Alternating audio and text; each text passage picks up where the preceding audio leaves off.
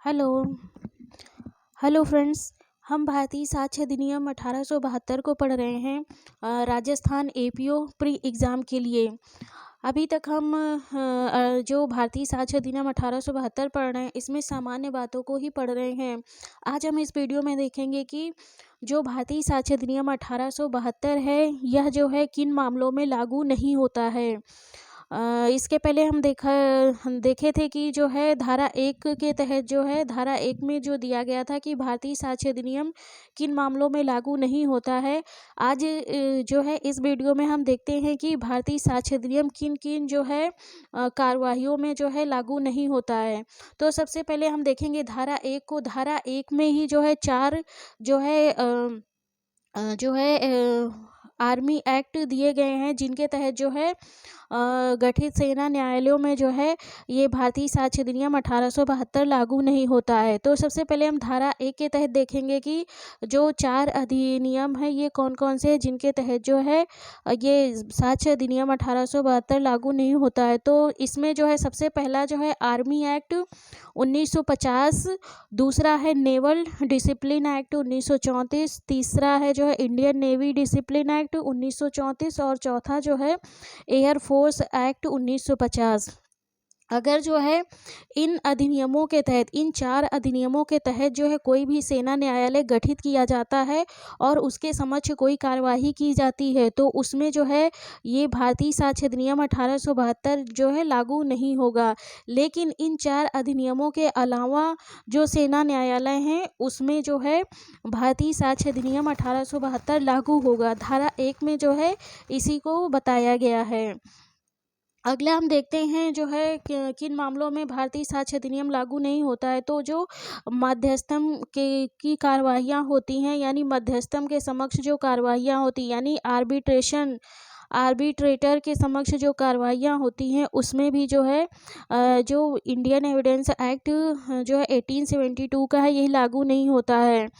और अगला देखते हैं हम जो है अगला है शपथ पत्र यानी एफिडेविट जो है एफिडेविट में भी जो है साक्ष्य अधिनियम लागू नहीं होता है। यानी शपथ पत्र पर कोई यदि साक्ष्य देता है तो उसमें जो है भारतीय साक्ष्य अधिनियम 1872 जो है लागू नहीं होता है।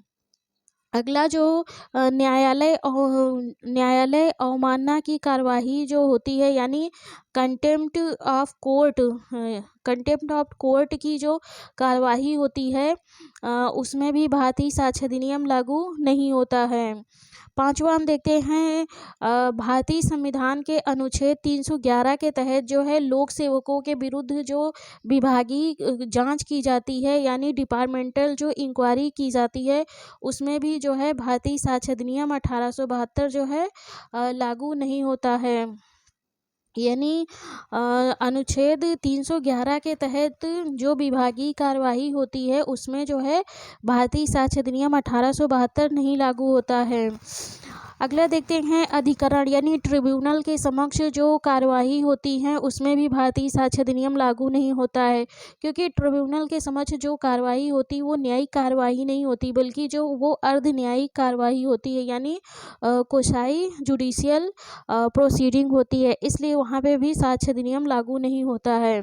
अगला है सुलहकर्ता यानी काउंसलर के समक्ष जो कार्यवाही होती है उसमें भी जो है साक्ष्य अधिनियम लागू नहीं होता है।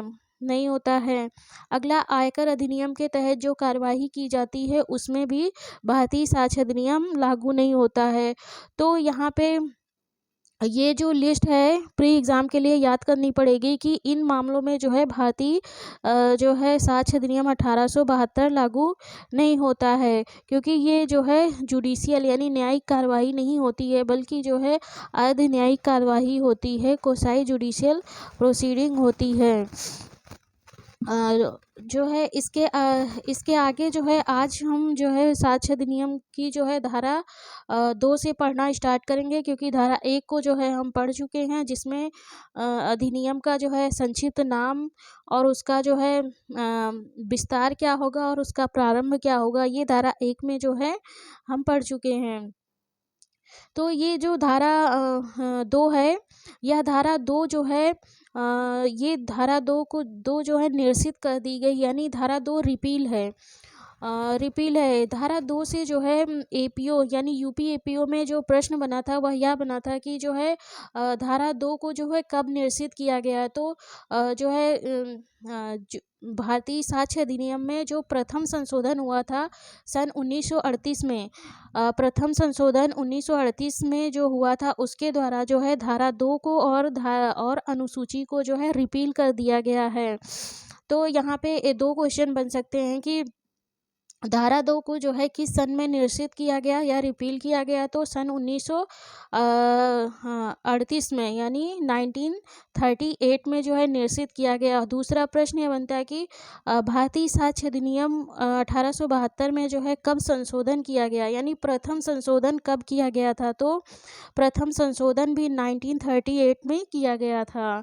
तो धारा 2 अभी रिपील है।